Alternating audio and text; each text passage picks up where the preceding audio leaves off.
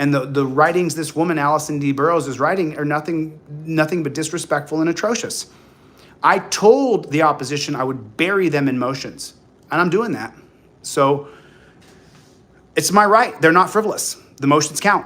And Allison D. Burroughs is messing up what I want to do. And she's doing it against the interest of justice, as far as I'm concerned. So did you guys know that? I pronounce it button, but I do appreciate you correcting me. Thank you. If it's your first time on my channel, then you probably don't know that I pronounce it the word button. So I don't like Anthony Scalia, and I don't like Ruth Bader Ginsburg. And I don't like Allison D. Burroughs winning awards by the FBI and the DEA and then having a channel where I say that the DEA and cops are scum and Allison D. Burroughs wins awards. I don't think I'm getting a fair shot. That's what I don't think. So that's all I'm saying. June 6, 2005. God bless you, Archangel. I do appreciate it. Hit the like button. Just take two fingers and just hit the like button. Just take your finger and just walk down there. Deanna, good to see you. Cynthia, good to see you. Good to see everybody. Thanks, everybody, for coming. Oh, so hear this. Let me. Gonzalez versus Reich, 2005, like the gentleman said earlier in the chat. And in 1996, California voters, let me turn off the chat real quick. I'm sorry, guys. In 1996, California voters passed the Compassionate Users Act, legalizing marijuana for medical use. California's laws conflicted with the Federal Controlled Substance Act, with Harry Anslinger's and Lamont DuPont's act that was written by Harry. Okay, so anyway. So California's conflicted with the Federal Controlled Substance Act that was written by Harry Anslinger, which banned possession of marijuana after Drug Enforcement Agency, which this used to be called it wasn't called the DEA, it was called the God bless it, my brain's misfiring tonight. Anyway, so the DEA seized doctor-prescribed marijuana from a patient's home. A group of medical marijuana users sued the DEA and U.S. Attorney General John Ashcroft in federal district court. The medicinal marijuana users argued that the Controlled Substance Act, which Congress passed using its constitutional powers to regulate interstate commerce, which is what Scalia is going to go against himself on, exceeded Congress's Commerce Clause. The district ruled against the group. The Ninth Circuit, a court of appeals, reversed and ruled the Controlled Substance Act unconstitutional as it applied to interstate commerce within a state medicinal marijuana use, relying on two U.S. Supreme Court decisions, narrowed Congress's Commerce Clause, U.S. versus Lopez and U.S. versus Morrison. These are the two cases that were throwing my brain off, just so you know, I'm sorry. The Ninth Circuit Court ruled using medicinal marijuana did not substantially affect interstate commerce and therefore could not be regulated by Congress because it's within a state. You can't use the Interstate Commerce Clause to regulate a drug within a state. And that's why it got, so the question, does the Controlled Substance Act exceed Congress's power under the Commerce Clause as applied to the interstate cultivation and possession of marijuana? So then, so it was 6-3. And let me just go by ideology. By ideology, right, you got Ruth Bader Ginsburg over here and Stevens on the left, and you got Scalia on the right, and you got Kennedy on the right. He was supposed to be a liberal. He disappointed everybody, Kennedy. He just retired. Scumbag, scumbag, scumbag, scumbag, scumbag, scumbag, scumbag, scumbag. Total, may the devil have you by the ass, you piece of trash. Scumbag. Fairly decent dude. This guy tried his hardest. I've read all of their opinions. Do you understand that? I've read hundreds of cases these guys ruled on. Hundreds. And this guy tried to be a good guy. He was a liberal, but he tried to be a good guy. But he had to work within the ideology often of the liberal positioning. So, and then in a 6-3 opinion delivered by Justice Paul Stevens, Justice John Paul Stevens, but he voted, remember, he voted to criminalize marijuana right here. So he tried to be a good guy. At least he was consistently the authoritarian. It's just so hard to call them good when this holding locked up millions of people. So Paul Stevens, the court held that, and of course, just so you know, they usually take the most liberal person if they vote with them and they have them do the holding. Or anyway, so the court held that the Commerce Clause gives Congress authority to prohibit the local cultivation and use of marijuana. So that was it. That's the entire thing. And so that's why I I don't like Scalia, and I don't like Ruth Bader Ginsburg. I especially don't like Kennedy. Kennedy was a piece of shit. Rehnquist was a piece of shit, a giant piece of shit. Nah, hold on. Let me take that back about Rehnquist. Rehnquist was one of the most consistent Supreme Court justices that I read. He consistently was the same in his ideology, whereas Scalia in this particular holding, he's going to say, oh, it's not the Commerce Clause, it's the right to use police powers or something like that. He says, I'm not using the Commerce Clause, I'm voting for it because of this other thing. I can show you here.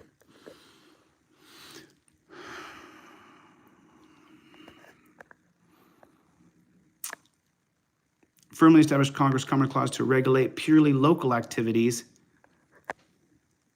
Stevens argued that the court presented firmly established Congress Commerce Clause to regulate purely local activities that are part of class of activities with a substantial effect on interstate commerce.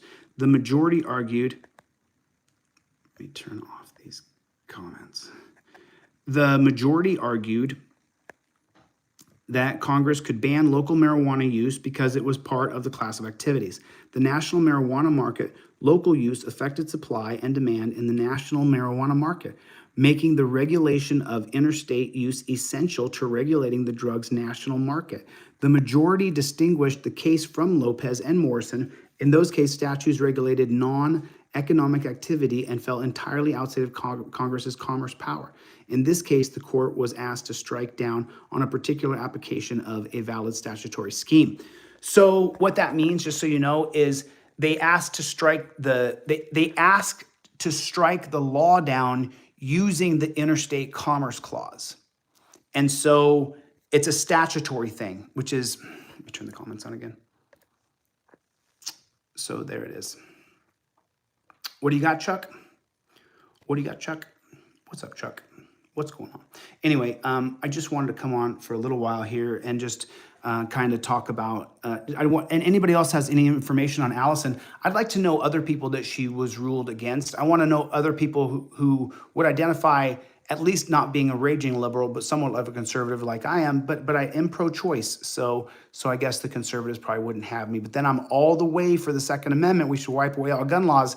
The liberals won't have me either. So I guess there's somewhere in the middle, there's the majority of us who are both pro-choice and pro-Second Amendment. I think that there's a larger group of us in the middle who feel that way. I feel like there's a larger group of us who are pro-strong borders, but we want immigration in a legal, healthy way. I think there's a majority of us who are pro-choice, but we want to put the same amount of dollars that we fund abortions to the same amount of opportunity for women to have babies and be supported and not have an abortion. We need to have the same amount of money distributed to pro-life organizations that will take in a woman for a series of years to help her have that baby and nurture the baby up to 5 years old. Because you can be pro-life all you want while the baby's in the womb and then the baby gets out and you watch the baby drown because you just didn't want her to have an abortion for your own conscience.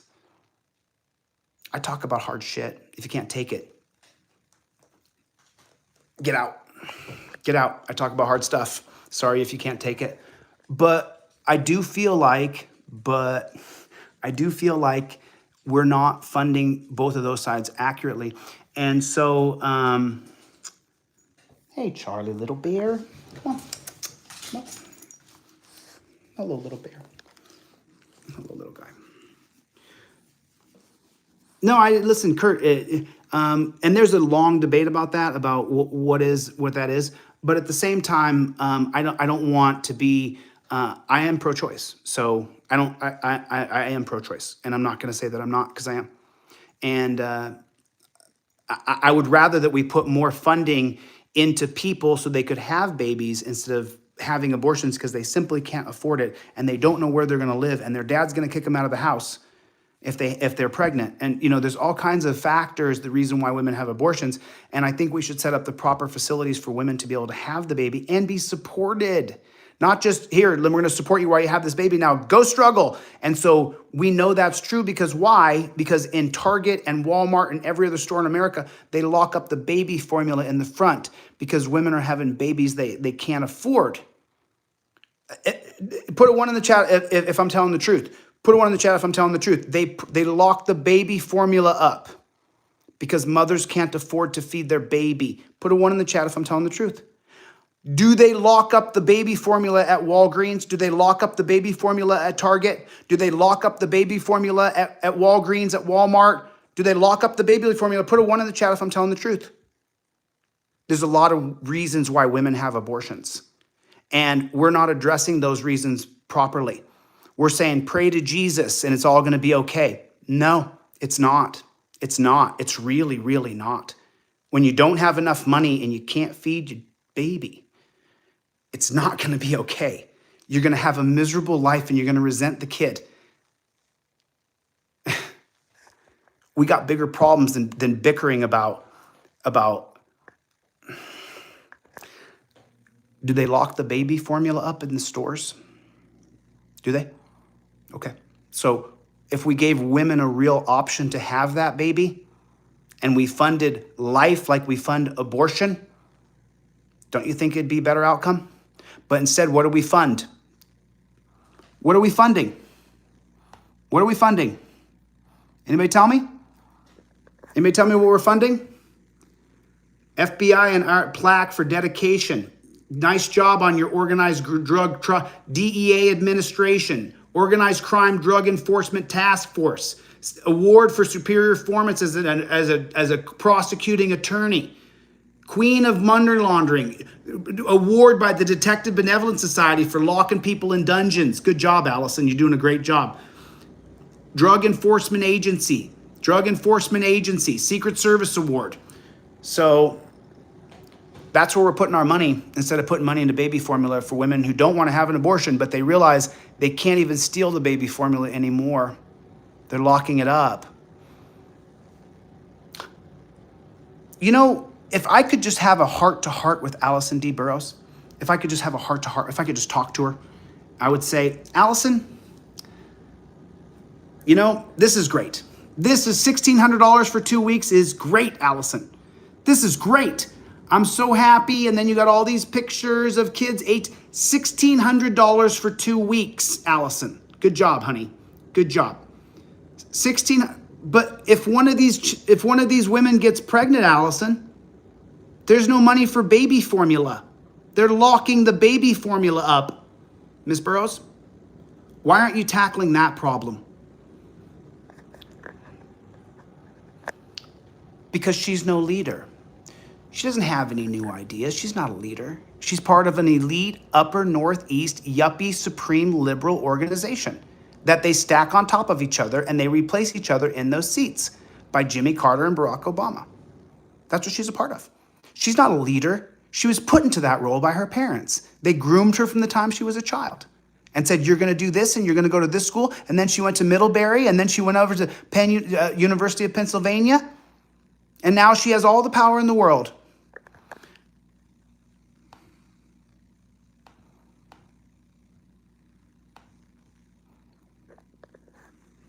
Does she look like a leader to you? Does she look like she has any of her own ideas? Doesn't look like it to me. Doesn't look like it to me.